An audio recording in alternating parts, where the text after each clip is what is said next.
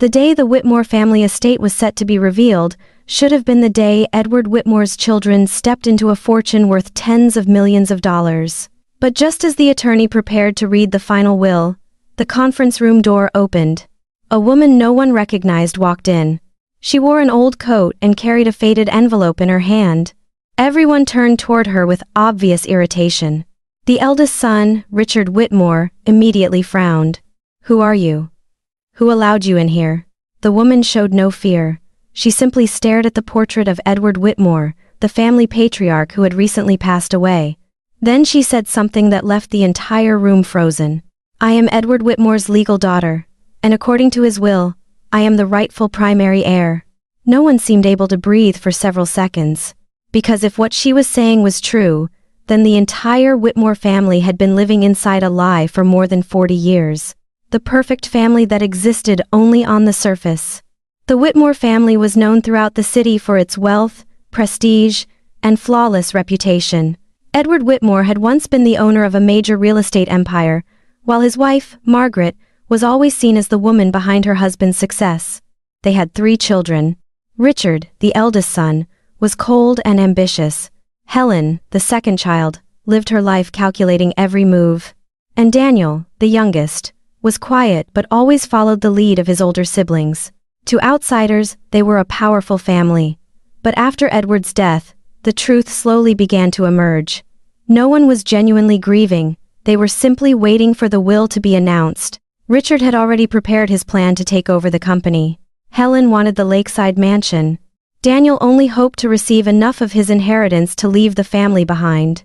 But every one of those plans collapsed the moment the stranger appeared. Her name was Clara Bennett. A name no one in the room had ever heard before. The stranger who brought irrefutable evidence. Richard let out a mocking laugh. "A complete stranger walks in here and claims she's my father's daughter? Do you really think we're going to believe that?" Clara did not respond with anger. Instead, she quietly placed the envelope on the table in front of attorney Samuel Hayes. The moment Samuel saw the seal, his expression changed. It was Edward Whitmore's personal signature. Inside the envelope were a birth certificate, DNA test results, and a handwritten letter from Edward himself. Whispers immediately spread across the room. Margaret, who had remained silent since the beginning of the meeting, suddenly gripped the arms of her chair. The look in her eyes was no longer surprise. It was fear. Attorney Samuel slowly began reading the letter. "If Clara Bennett is present in this room today, it means the truth I spent my entire life avoiding has finally found its way home."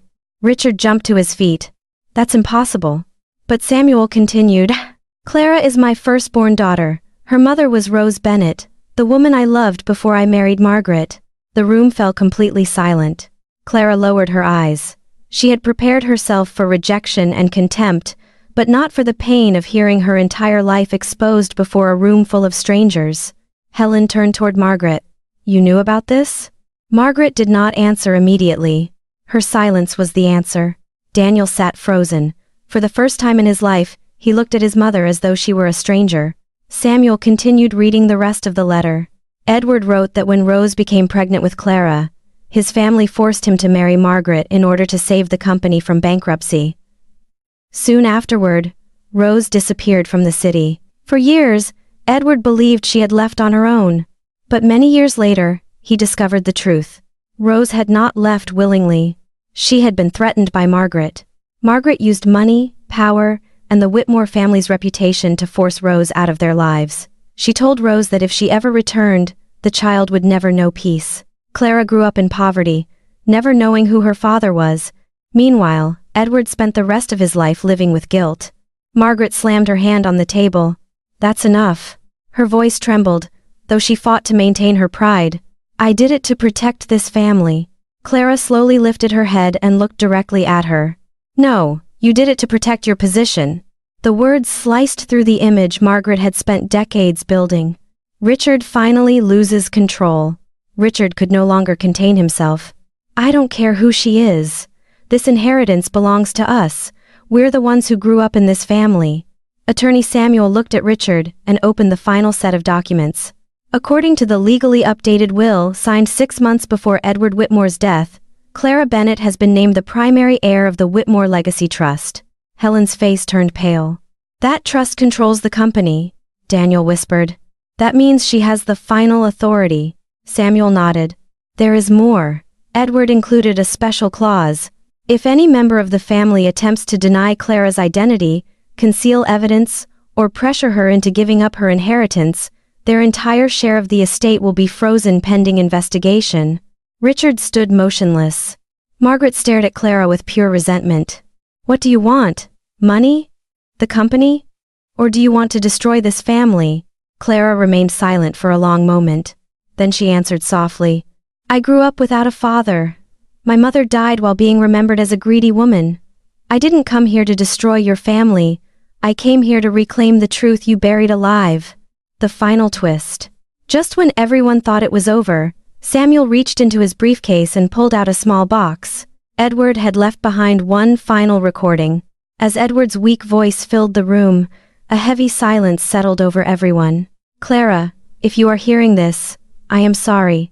I do not deserve forgiveness. But there is something you need to know. The Whitmore Company was not built by me alone. The first designs, the first investments, even the idea for the family trust, all came from your mother, Rose. Clara burst into tears. Margaret closed her eyes. Edward continued. Rose never took anything from this family. This family took her life away from her. No one dared to speak. Richard slowly sat down, his face completely pale. Helen lowered her head. Daniel was the first person to stand.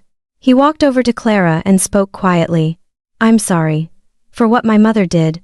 And because we spent so many years living comfortably on a foundation built from someone else's suffering. Clara looked at him. Tears still covered her face, but there was no weakness left in her eyes. She did not need sympathy. She needed justice. 3 months later, Clara officially took control of the Whitmore Legacy Trust. The first thing she did was not sell the company. She did not remove her half-siblings from the board either. Instead, she renamed the trust the Rose Bennett Foundation, an organization dedicated to supporting single mothers and abandoned children. Margaret quietly left the lakeside mansion. Richard lost control of the company following a financial investigation. Helen chose to distance herself from everything. Only Daniel remained, not to fight for a share of the inheritance, but to help Clara repair what their family had broken. On the day the new foundation opened, Clara stood before a photograph of her mother. She said very little. She simply placed her hand on the frame and whispered, "You don't have to be hidden anymore, Mom." And sometimes, the greatest inheritance is not money, mansions, or company shares. It is the right to know who you truly are. If this family drama Reddit stories journey made you think about the hidden secrets that exist within families, leave a comment below. Do you think Clara should forgive the Whitmore family, or walk away from them forever? Don't forget to subscribe for more emotional Reddit family drama, story content, and dramatic storytelling about truth, betrayal, and justice within families.